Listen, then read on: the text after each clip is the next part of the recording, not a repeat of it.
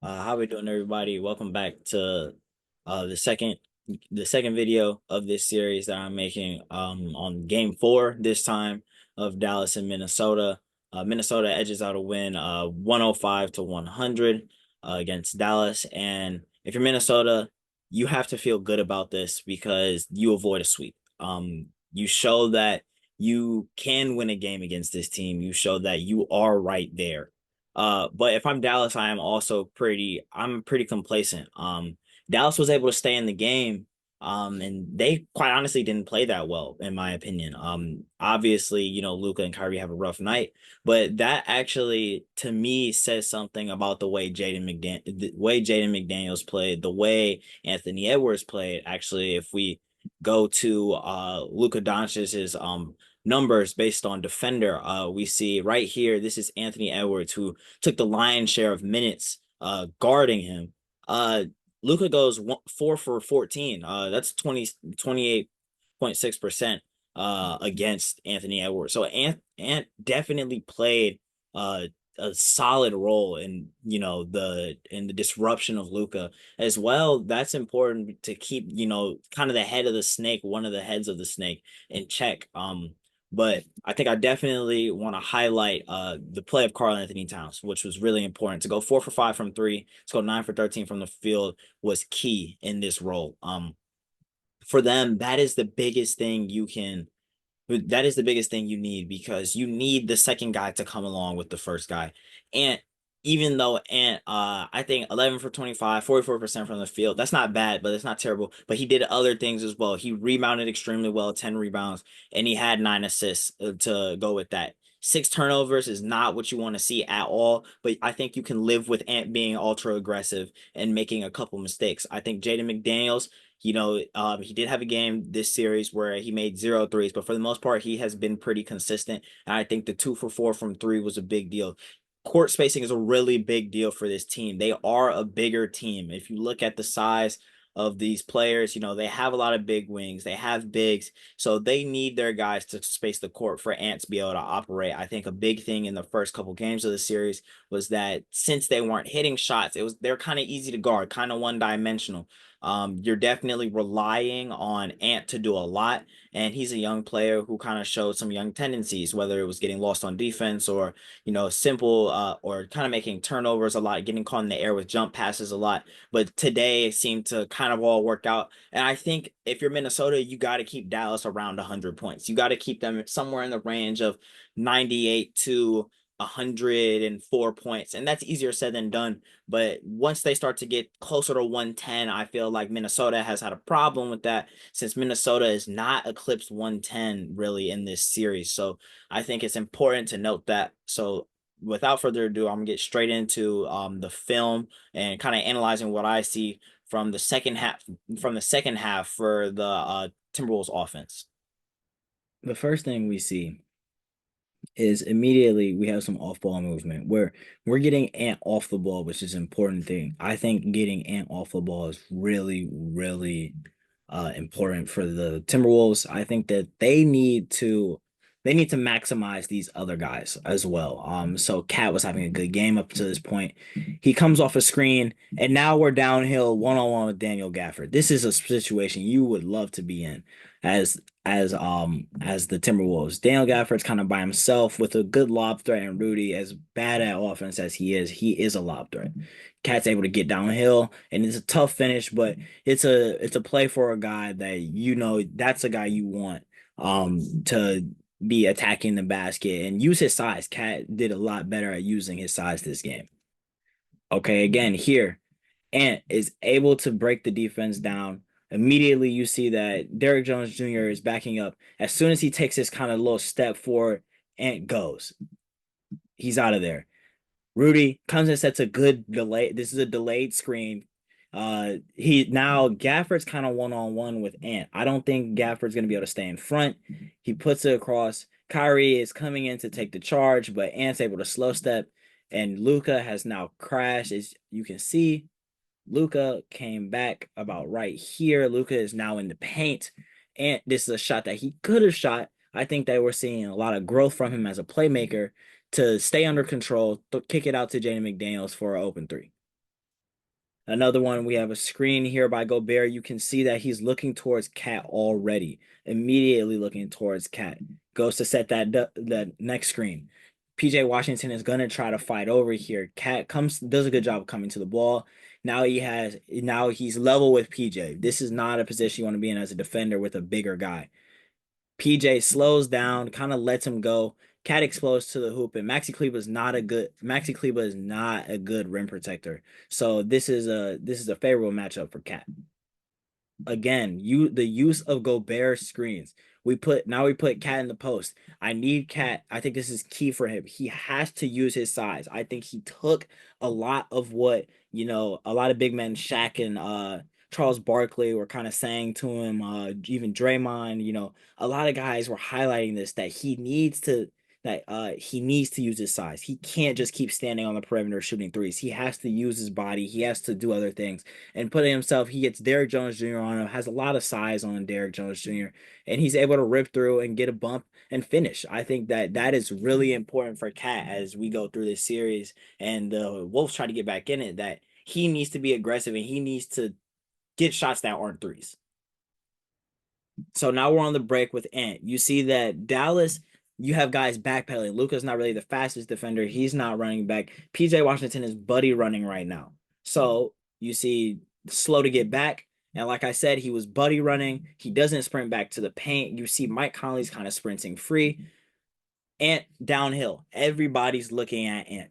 Look at this. Look at this. 1, 2, 3, and 4. He's not even really looking. Maxi Kleber's not even really looking at Jaden McDaniels. Get downhill and 1, 2, easy finish. Guys were not set at all. And I think Ant took advantage of that. And he had options like Mike Conley on the perimeter as well. But he decided to take it himself and finish with a really easy, poor contest from Dallas. Now we're gonna get into another Cat play. Cat's by himself, walks off this screen, and I think it's a good pull. I think that PJ Washington wouldn't step up, so that's a good shot. Ant coming off a screen, gets downhill, bump, swing it out to Nas Reed. Reed, this is a good play for him. I think drawing the attention, Jaden McDaniels just came through on the cut. So this cut where he was right here, as you see Jaden McDaniels cuts through. Nas Reed takes 1, 2. He clears out this side. Hardy is not really in position, and he steps through and makes a good play. Again, Gobert with another screen. Using him as a screener seems like a really, really powerful idea from Chris Finch and Micah Nori. Come down and off the screen, PJ Washington too far of help. You have a guy in Jay McDaniels who is a capable shooter, has shown he can shoot the ball. Look at where PJ is and is drawing so much attention and definitely needs to make these plays. But like I said before earlier in the video, this is Jaden McDaniels hitting these shots is important. Without these players hitting these shots, it makes them really one-dimensional. And PJ would be able to sit right here. So now kicks it out. Jaden McDaniels shot for a 3, and it's a good hit. Again, now we have another screen. Kyle Anderson. We have 3 guys on 2 right now. We have 3 guys on 2. This is bad transition, bad communication. This is something you have to take advantage of if you're the Timberwolves. Hardy, you can see, is sprinting to run over to Jaden McDaniels, but this poor communication has now set up. McDaniels is out of sorts, and Kyrie is not real. Is kind of in no man's land here. Now Kleba's backpedaling. Josh Green is trying to get back in front of Ant here, but Ant's able to keep the guy on his hip and good passing to kill Alexander Walker. I want to highlight his off-ball movement here because of this beginning stage of the play where you had three guys guarding one. PJ is signaling. You can see Kyrie telling Jaden Hardy to get back, get back, get back. And PJ is lost now. They're so focused on Jaden Hardy covering up this missing guy. Now PJ is ball watching. Let's watch him. Watch him right here. He's ball watching the whole play. He doesn't even see Nickeil Alexander Walker go free. Ant does a good job of noticing this. Kyle Anderson sets a really good screen, and Nickeil Alexander Walker knocks down the 3. Again, Ant coming down end of the third quarter. He's able to get downhill, and it's a good pull up. And I like that shot for Ant. He didn't waste any time, got straight to his spot. Mike Conley coming off good bounce pass to Gobert. You see, you have three guys. Gobert 1-2, and this is a good finish. I think this is really promising. If you're the Timberwolves and you can get Gobert to get two or three of those a night, I think you can be really satisfied with that. Again, now Gobert is gonna post up Luca, and I like the aggressiveness from Gobert here. I love the aggressiveness. He went straight to it with confidence. And I think that him being used as a screener actually is contributing to this. You feel more involved in the offense to have your teammates trust you a little bit, to throw it down to you every once in a while. He sets a screen here, screen, rescreen.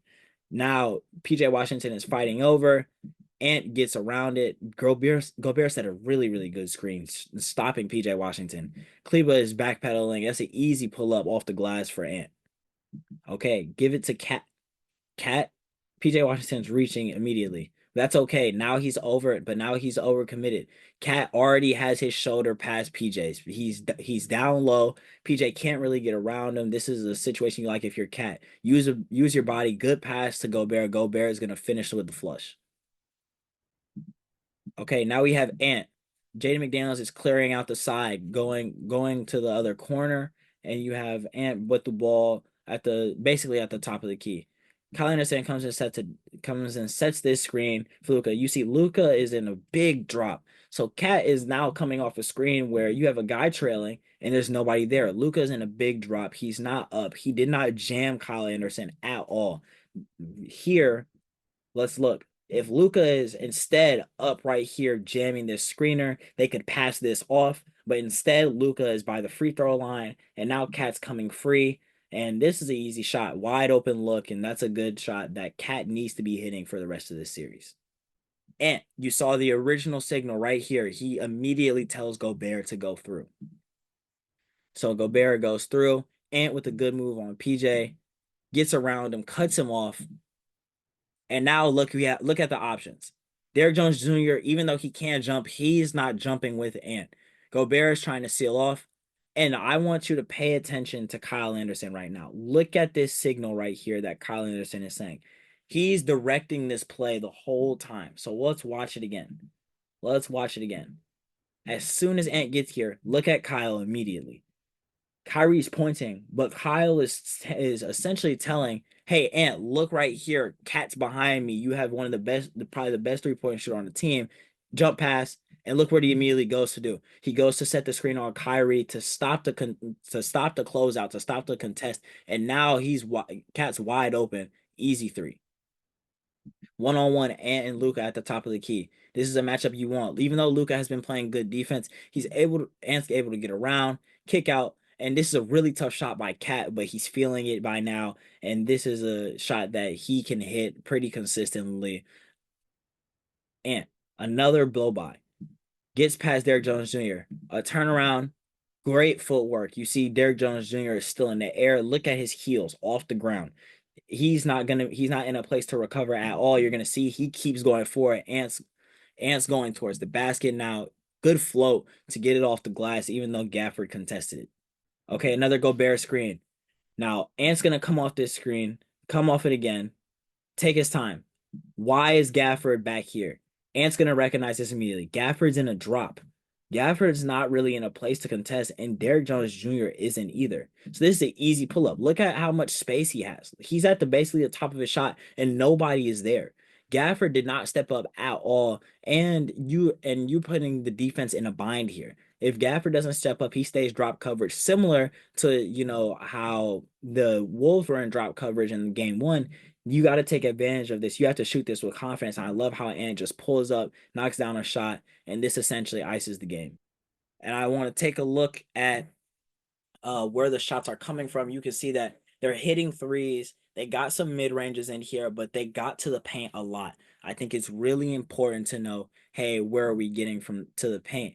12 for 18 in the paint. That's really, really good percentage.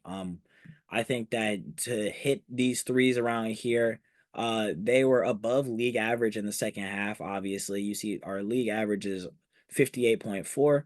And then as well, you can see that guys out here were hitting we're hitting these shots out here in the corners. They hit the shots on the left side, not too much on the right side, but they still hit some mid ranges on that side as well. So this is exactly what you want to see if you are a Minnesota fan. And this is actually, I think, a promising way to see your offense flourish a little better. Let me know what you guys want to see in the future.